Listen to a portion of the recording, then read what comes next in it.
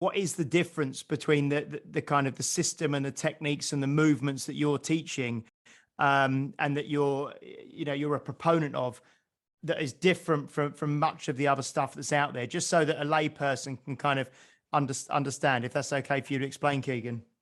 Yeah, I can only speak from my perspective, and I sort of feel like this it's Ben's program to a large extent. I give my 2 cents here and there, and some of it, gets into the system and the program. But from my perspective, what's really different about ATG is there are a few key things. One is that it's built from the ground up. Okay, so when you're a child, you build yourself from the ground up. You start on the floor, and you've got your hands on the floor all the time, and you're stretching out your toes, and your feet get strong.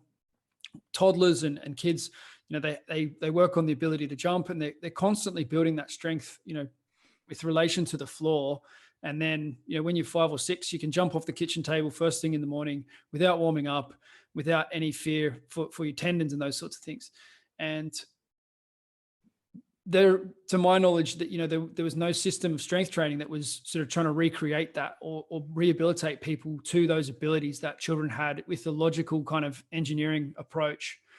And I think that's something that really stands out with ATG, that it's from the ground up. So you have to have really strong feet. Your feet and your Achilles, calves have to be stronger than your quads and your hamstrings. Otherwise, you're going to blow out something in the lower leg, or you're going to have shin splints. You're going to have a calf strain. You're going to have an Achilles tear. You're going to have foot pain, and that goes up the chain. So we need the lower body to be stronger than the upper body. And if you get that upper body dominance, and then you go running a lot, if you're training consistently more volume in the upper body, then you get that top heavy athlete that has a lot of lower body injuries. Now, that scenario is fairly common and fairly understood, but there's a lot of emphasis on posterior chain.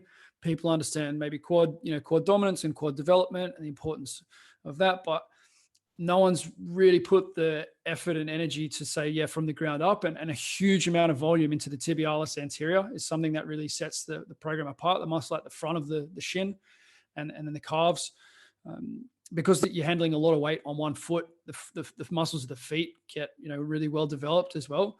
So I think that's really one key component, is that from the ground up, that's something that sets it apart.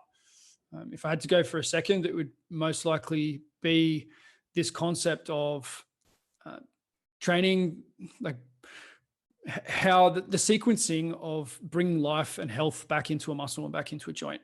So the sequencing is, to me, the magic thing. Like, that was the thing that I was like, yeah, Ben's got it. And I haven't ever seen anyone do this as logically, sequentially as he had. So the first step is sled dragging, reverse sled dragging, or walking backwards up a hill, or just walking backwards in general.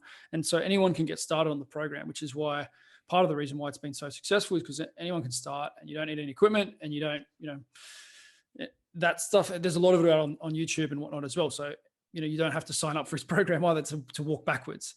And so many people have had life-changing results just by walking backwards. And there's studies even about longevity with walking backwards, with the impact on balance. And it's actually quite common in Asia to use it as a tool for longevity. And